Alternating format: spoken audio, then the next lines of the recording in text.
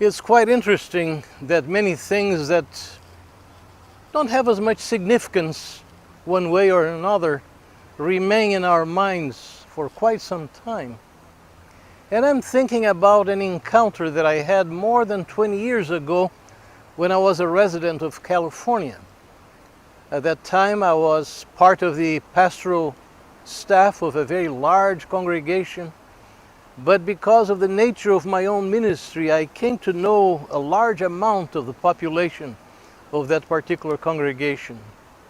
One day I was coming back from a department store. My car was parked close to the edge, and before entering, after having turned on the key, I noticed just a little distance to my right, a lady that I knew was coming. Rather than leaving too quickly, I decided to wait but a moment until she came by so I could greet her as well. And that happened.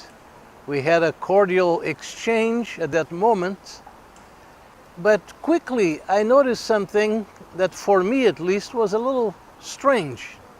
She was wearing a beautiful golden necklace, but at the center of that necklace were the words 100% me.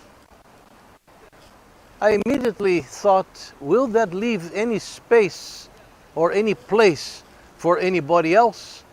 Or is she just thinking of herself and nobody else?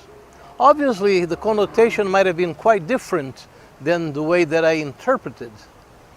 But we know very well whether she was thinking of others and was open to others, available to others or not. There are many people who only live unto themselves, which is pretty much contrary to the purposes that the Creator has for every human being. We are social creatures, as I have so many other times alluded to in these videos. And as such, we should by nature be seeking contact with other people.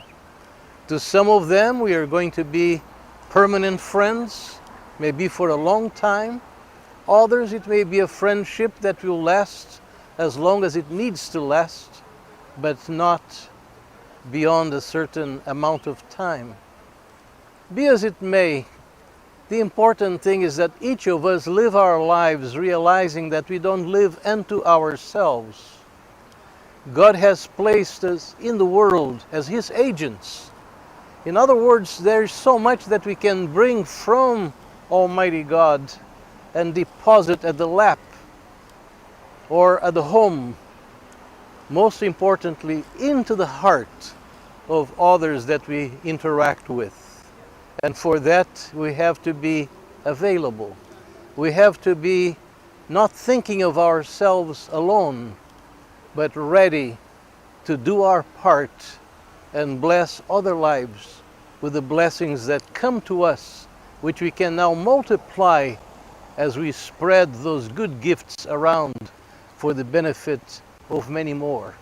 So think about that, dear friend, and maybe you can even make a schedule for your own self and start thinking of the possibilities of sharing good news, good gifts, and anything else that is truly good, that will make a positive difference, an indelible, permanent difference in the lives of other people.